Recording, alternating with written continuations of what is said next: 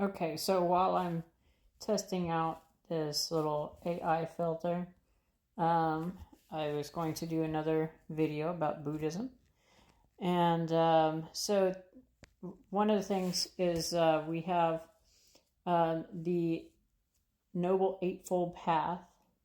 So the Noble Eightfold Path is the path that leads to the end of suffering, which is the point, the goal.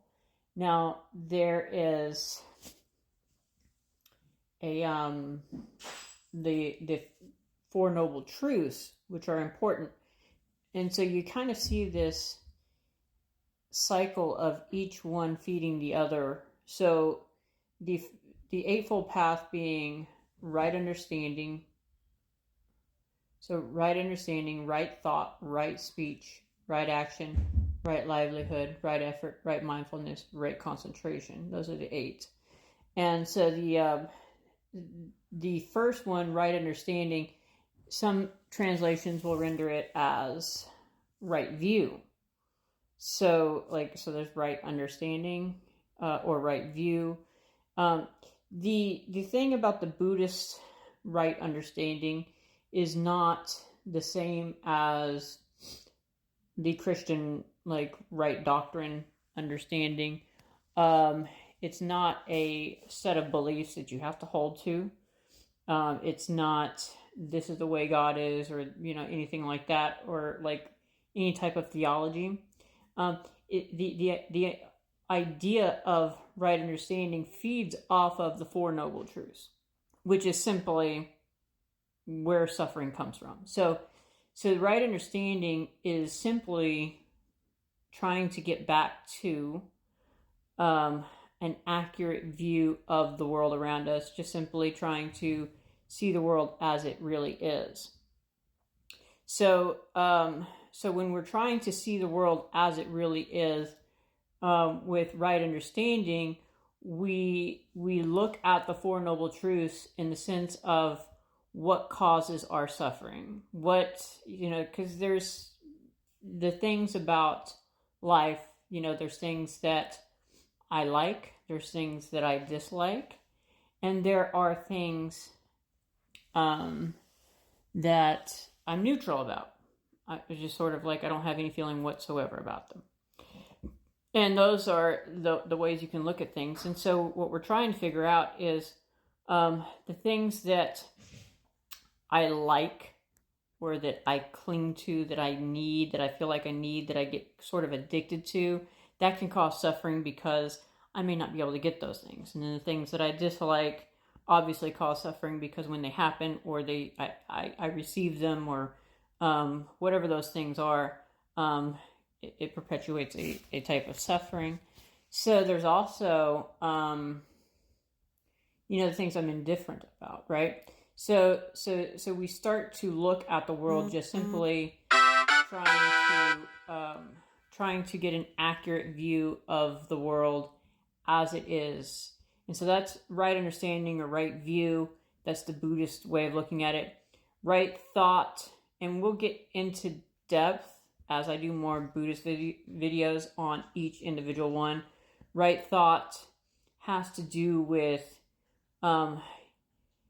and actually I've seen different translations that look at it from different angles. I'd like to look at some of that myself because I'm not perfect in my knowledge of Buddhism. My first impression of it when I first started studying Buddhism was the essence of putting my thoughts on things that can produce less suffering, to try to think positive thoughts, to try to think things that. But there was a deeper aspect to it that I saw recently I would like to get into. And so as we do more videos, we'll look at some of those other aspects and the deeper understanding of those. And then, right understanding, right thought, right speech. Right speech deals with, so there's the five precepts dealing with, like when you become a Buddhist. And one of the precepts dealing with not lying, being truthful. So sometimes a lie, like for example, if I want to tell a lie, it's because I'm trying to protect something. Maybe like I might lose my job if I tell the truth, or I might get in trouble, or receive something negative that I don't like. And so you think of every time you've ever told a lie, you realize there's something that we're trying to prevent from happening. Maybe, unless you're a pathological liar, which is different. It has a completely different psychology to it, which is its own mental state. But generally speaking, for most of us, when we tell a lie, it's like, I don't feel like going to work today, and you call in and say, I'm sick when you're not sick, or, whatever the deal may be for you personally. Somebody calls and I don't feel like answering and talking to that person, and be like, oh, I'm busy, I'm at work when I'm not at work, or something like that. These types of lies that try to produce some sort of effect like that. So you have, telling the truth, but right speech is actually a lot deeper than that. And we can look at some of those things about right speech being, not even gossiping, spreading rumors about people. And we can look at how all those things can produce suffering. So you want to be kind in your speech, you want to be sympathetic, but you also want to be truthful. So there's a lot of different aspects to right speech. So you got right understanding, right thought, right speech, right action. Deals with bodily actions that can cause suffering. So we're back to the 5 precepts. Not taking any life, not stealing. So those things that when you do them could cause harm to somebody else.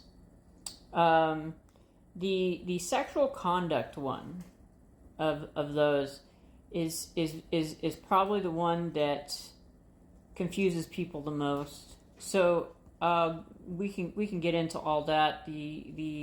Because the idea isn't to direct your sexual conduct and to say that you can't sleep with somebody, or to say you can't sleep with somebody before marriage, because that is not in Buddhism anywhere. The idea is to protect yourself and other people from suffering. So if your sexual conduct is going to cause suffering to somebody, then you would want to withhold from that. So you got right understanding, right thought, right speech, right action. Right livelihood is using your profession, your job, your livelihood in a way that aligns with your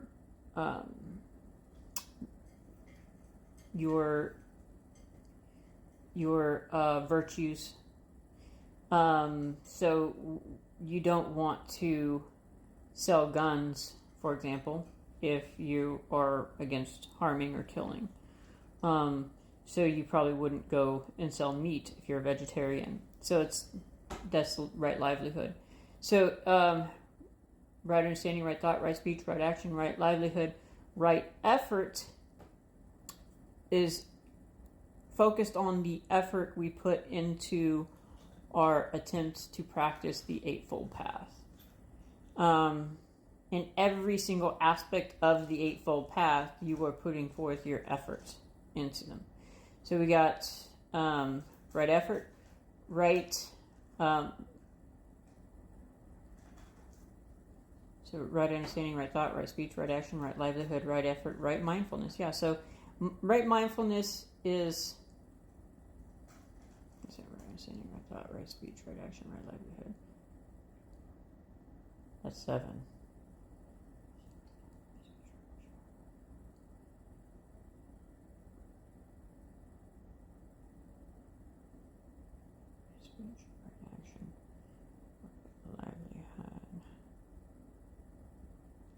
Right mindfulness deals with your meditation, but I think I'm missing one somehow. My brain did something weird. Okay.